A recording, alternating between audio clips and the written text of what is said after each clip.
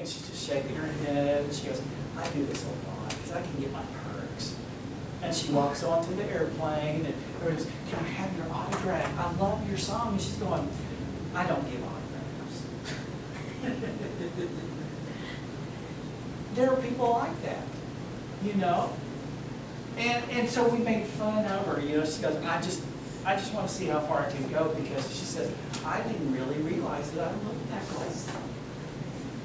And she goes, I'll never do that again. Because when people started flashing, she says, I'm not part of that.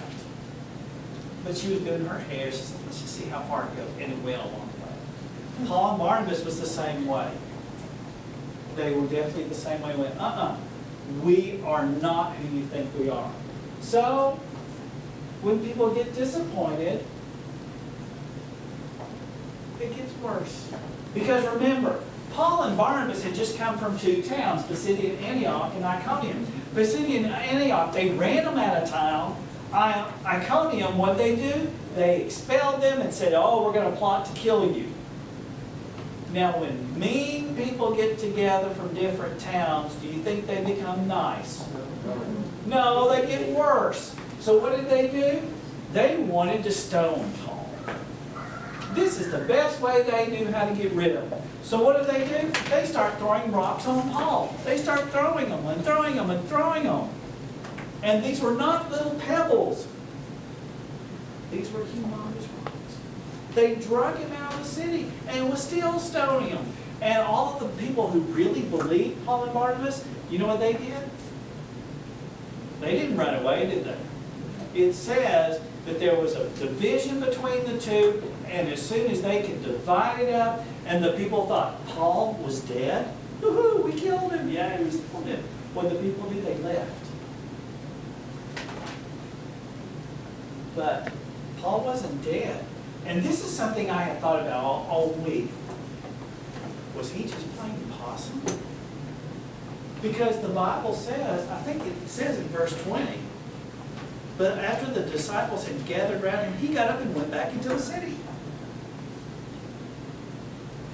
People perceived that he was dead, but it wasn't his time to die, because God had a plan for him. Because you take it from a physiological point of view, if you had had these big stones thrown at you, he could have been unconscious. Right. You know, and after a while, He just walked, it says he just got up and went back. And just remember that story I told you about the car, and me in the car? Everybody said I should have been dead, but I wasn't. That's because God has a plan for all of us. And it wasn't my time to slide down the mountain. And in this case, it was not Paul's time to die. So the scenario was created that he would be as if he was dead. And then he got up and went back into the city. So putting this all together, we all have to understand God's ways are not our own. Sometimes we don't understand what God has for us, but if we just do what he says, it is. So let's go through this real fast. Why did Paul and Barnabas flee? That's a question that's a very valid question. Why did they go away? They could have said, hey God, these people stoned me. Just get rid of the city. Burn it down. It wasn't God's plan. There are natural ways and there are supernatural ways. Most of the time,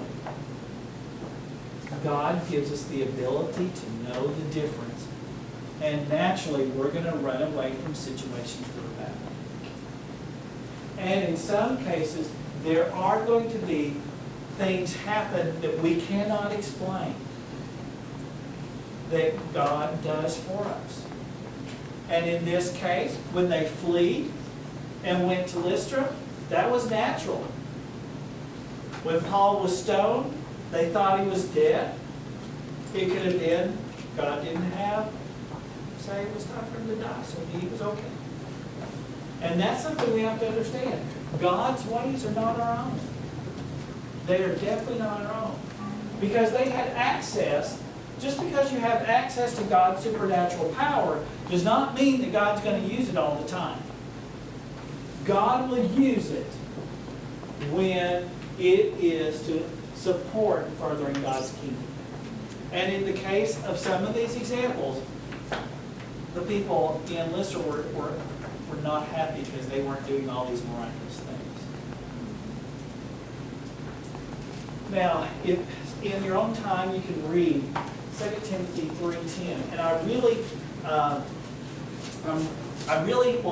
when I start thinking about the book of 2 Timothy, I get really sad, because when we finally finish Paul's journey, we will talk about 2 Timothy.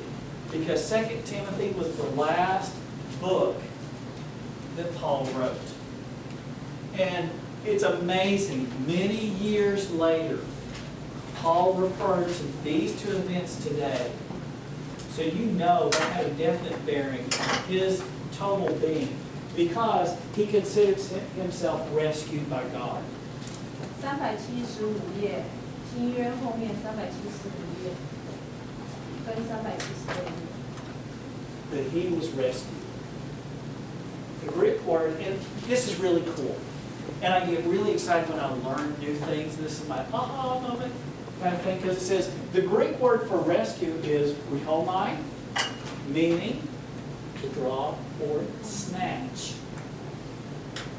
It wasn't time, and God came down and snatched him out of the situation and made him okay. Just like in my lovely little car story, God made sure I wasn't hurt. And he snatched me out of a car that was supposed to roll down a mountain. God was doing the same thing for Paul. It wasn't his time, and God snatched him from it. And last but not least, God rescued Paul in order that he would draw closer to him.